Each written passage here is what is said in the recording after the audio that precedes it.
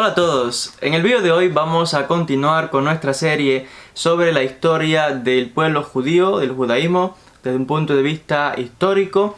Y en la sección de hoy vamos a tratar el tema de los caraítas. ¿Quiénes son los judíos caraítas o caraim en hebreo? Vamos a conversar cómo surge este movimiento, a mencionar algunas de sus enseñanzas y la relación actual de los caraítas con el resto de la comunidad judía. En este sentido, podemos decir de que esto fue resultado de un problema interno de la comunidad judía de Bagdad en Babel, lo que hoy día es Irak, donde hubo una disputa sobre el orden de sucesión del Rosh Galutá. Hemos de recordar que en vídeos anteriores explicamos quién era el Rosh Galutá, esta posición que de hecho se consideraba, o en este caso, un descendiente de David, que sería el representante de la comunidad judía en el exilio. El Rosh Galutá era literalmente, continuamente, una posición que se heredaba descendientes directos del rey David, y en este caso también representaban a la comunidad judía frente al califa de Bagdad. Recordemos que la comunidad judía en este momento en que surge la comunidad de los caraítas estaba bajo el dominio, en este caso, de el Islam, que gobernaba en este caso en Bagdad el califa. Sucede entonces de que en cuanto a los caraítas, se dice que hubo una disputa porque recordemos que estaba la parte, en este caso civil, que está representada por el Rosh Galutá, y la parte jurídica, que está representada por el Gaón. Recordemos al famoso Rabbi Saadia Gaón, Gaón que significa genio de la Torá. Esa es la parte jurídica, los que se encargaban de educar y enseñar Torá al pueblo, la ley, etc. Y el caso de el Rosh Galutá, que se le llama exiliarca también, representaba a la comunidad frente al califa. Entonces la comunidad judía estaba de esta manera, vamos a decir, gobernada o organizada de esta manera, con esta estructura. Tanto el Rosh Galutá elegía al Gaón y los Gaones elegían en este caso al Rosh Galutá. Y sucede entonces que en el siglo XVIII vamos a tener de que va a haber un problema. ¿Por qué? Porque ocurre una división, en este caso cuando fallece el Rosh Galutá existente y no tenía hijos que le sucediesen.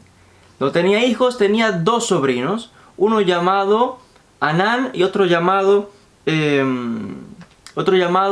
Hananía. ¿Qué sucede? Estos dos sobrinos, sucede que Anán era el mayor, y se dice que por derecho, técnicamente al ser el mayor, él pensaba que podía ser elegido como el próximo Rosh Galutá.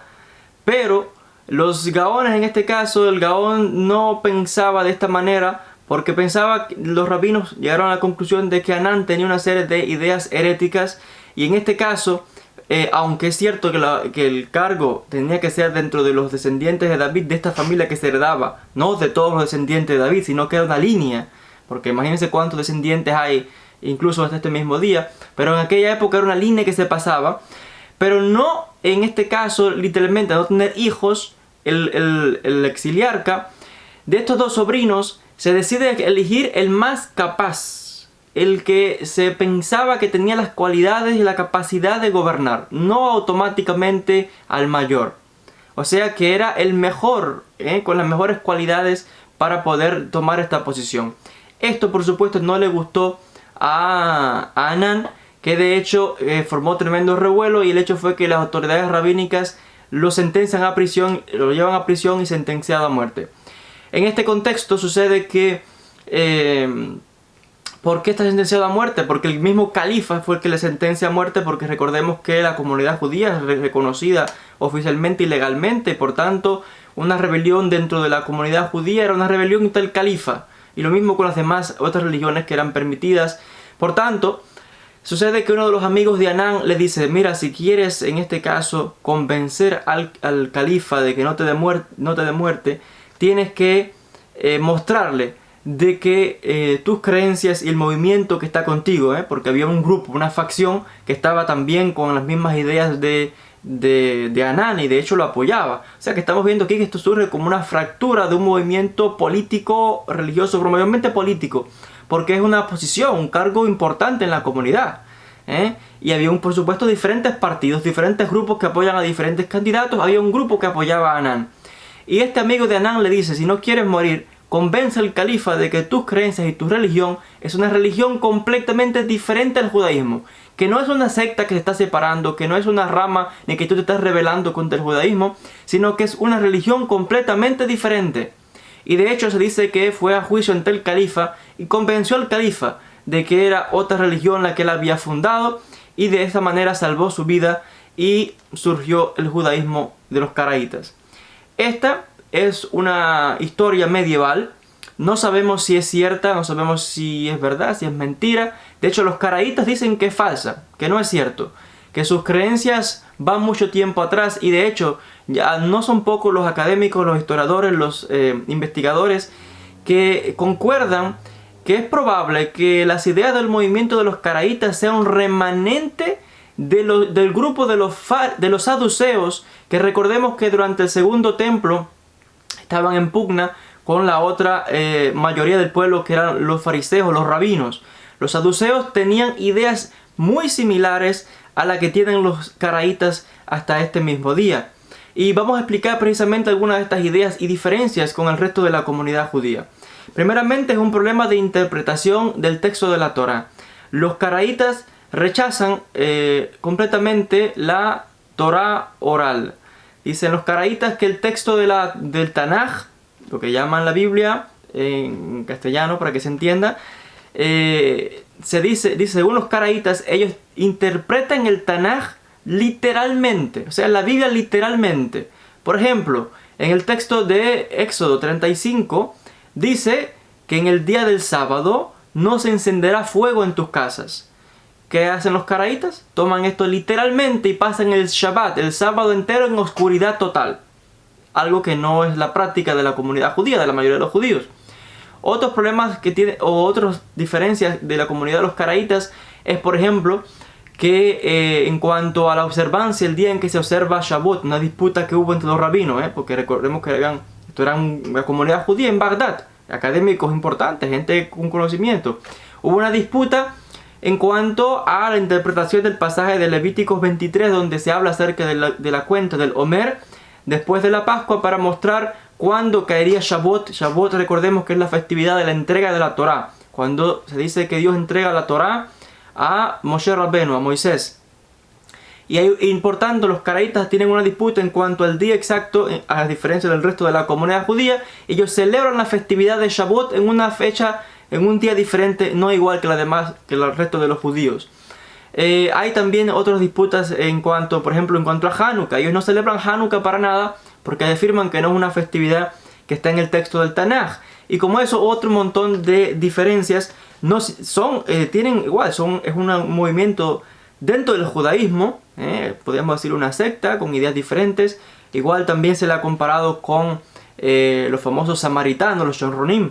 Los samaritanos también afirman ser judíos y tienen sus diferentes textos, etcétera, que son similares y rechazan otros textos, etcétera. Pero estamos viendo que son movimientos dentro del judaísmo que van surgiendo con ideas diferentes. Pero en el caso de los caraítas, para quizás algunos que no tengan conocimiento y piensan y escuchan, bueno, los caraítas rechazan la Torá oral y dicen que solamente toman el Tanaj.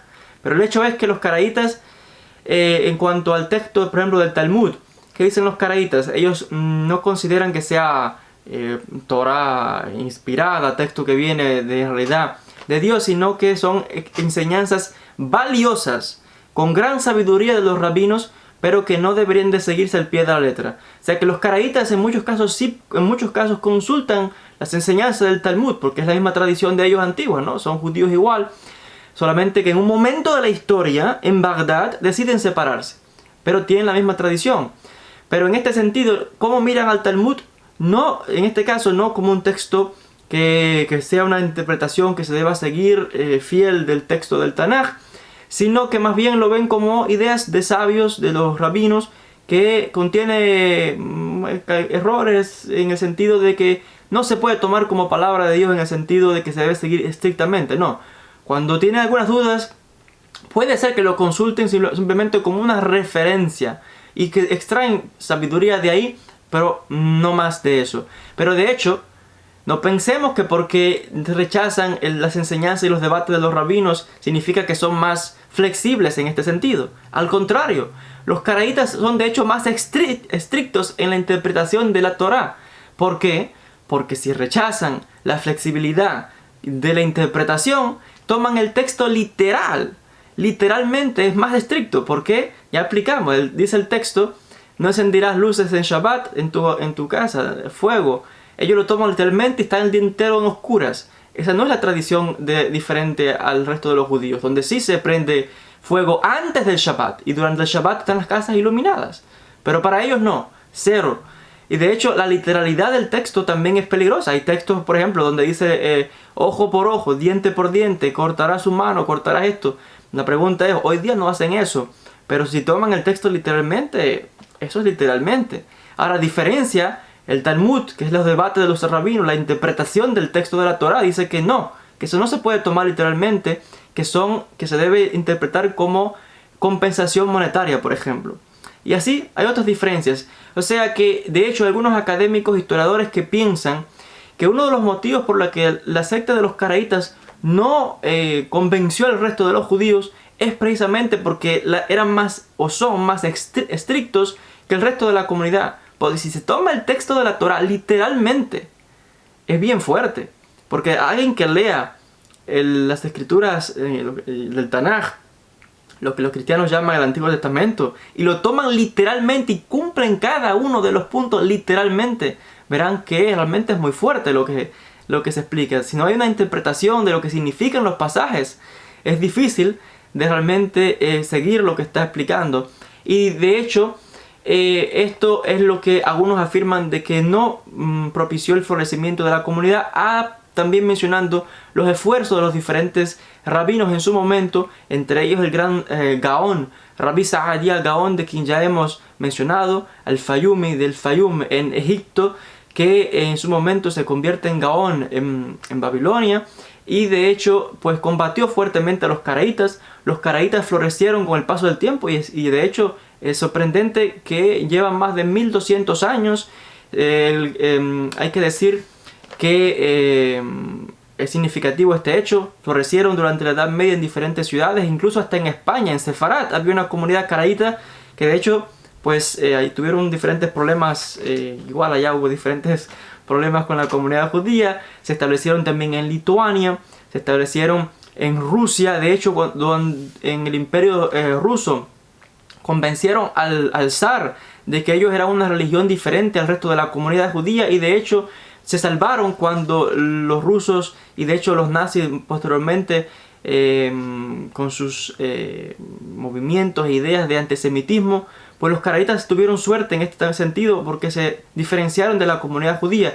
Y hay todo un incidente que ocurre donde se nos dice, y lo voy a citar del texto, que se dice que durante el Holocausto los alemanes, cuando dice que llegan, dice que le preguntaron a 3 rabinos judíos importantes, al rabino Zelig Kalmanovich, al rabino Meir Balaban y al rabino Yitzhak Schipper. Le preguntaron si los caraítas eran biológicamente judíos. Y estos rabinos, para salvar la vida de la comunidad caraíta, dijeron que no. Y esto fue precisamente lo que posibilitó que miles de caraítas salvaran su vida. No significa que muchos no muriesen, pero salvaron la vida gracias a que estos rabinos pues mintieron, dijeron una mentira, los 3, para salvar a estos judíos. ¿Por qué? Todo el mundo sabe que los caraítas también son judíos. Los problemas y debates halágicos modernos es otra historia, otro tema, pero esos son temas halágicos y de disputas de la Torá internamente del judaísmo, no es asunto tampoco de la gente del exterior. En este sentido, hay que apuntar también de que en el caso de los caraítas, hoy día también existen los caraítas. La mayoría de los caraítas están en Israel y tienen una comunidad, aproximadamente hay un poco más de 10.000 caraítas. Y realmente es interesante estos temas de estudio, de comparación En un momento los caraítas también florecieron en Egipto. Había una comunidad de caraítas muy importante en Egipto, y de hecho el Rambam, Rabbi Moshe ben Maimónides, en su momento cuando se convierte en el Nasi, el príncipe de la comunidad judía en Egipto, pues también combatió fuertemente a los caraítas, y de hecho convenció a muchos caraítas a que regresasen al judaísmo tradicional, a la mayoría de la práctica del judaísmo. Y en otros casos pues se respetó también a la comunidad de los caraítas en Egipto, porque también estaban protegidos por el sultán. Y en este sentido pues hay que decir que, que ha florecido, que tiene sus diferencias con la comunidad judía, pero que hasta este mismo día podemos decir de que existen, y que en este sentido toman literalmente, como ya explicamos el texto de la Torá literalmente, y es algo significativo que apuntar. Entonces pues hasta aquí con este vídeo explicando acerca de la comunidad de los caraítas. Es interesante que yo, mientras estudiaba este material, no comparaba lo que surge, esta fractura que surge dentro de la comunidad judía, y cómo surge el movimiento de los caraítas, con lo que surge o lo que sucedió en el caso del Islam. Recordemos que cuando a la muerte de Muhammad, se dice de que hubo una fractura dentro de su movimiento, porque habían unos que decían que el sucesor de Muhammad tenía que ser de su línea directa, o sea, en este caso de su propia familia, inmediatamente un sucesor. Mientras que había otro movimiento, o sea, la mayoría de los musulmanes decía que no, que el líder o el sucesor de Muhammad tenía que ser no de su linaje estrictamente, sino que tenía que elegirse al mejor, al más capaz, al capacitado, el que tenía las cualidades para gobernar o para sucederle. Y de la misma manera, esta fractura que hubo en la comunidad judía fue tras la muerte del exiliarca, que estaría como el representante de la comunidad judía, recordemos el Rosh Halutá, el que está al frente del exilio, frente al califa, una posición política. Y hubo una fractura aquí por eso mismo, porque era un grupo que decía, bueno, es que es una línea que hay que seguir, y aunque el debate o los candidatos que habían eran de la línea, porque eran de la línea de David, pero había un debate entre el mayor y un debate entre el otro que era más capaz. Y esto de quién era el capaz, el capacitado, el que mejor podía suceder al Rosh Halutá, pues fue el problema de esta fractura. O sea que no 100% igual que lo que ocurrió con el Islam, pero muy similar, porque estamos viendo de elegir al más capacitado. Y esto pues causó que Anán pues se dividiese, por supuesto, hay un movimiento que se separa, porque hay una diferencia entre la comunidad judía, un conflicto aquí, ¿no? Y lo mismo sucedió cuando se separa un momento el movimiento de Shia, que es el partido de Ali, y en el caso de la Sunna, que es el resto de la mayoría de la comunidad islámica. Muy interesante cuando hacemos estos estudios comparativos de religión desde el punto de vista otra vez académico. Entonces, pues hasta aquí con esta sección sobre el movimiento de los judíos caraítas. Gracias a todos por la atención y hasta un próximo encuentro.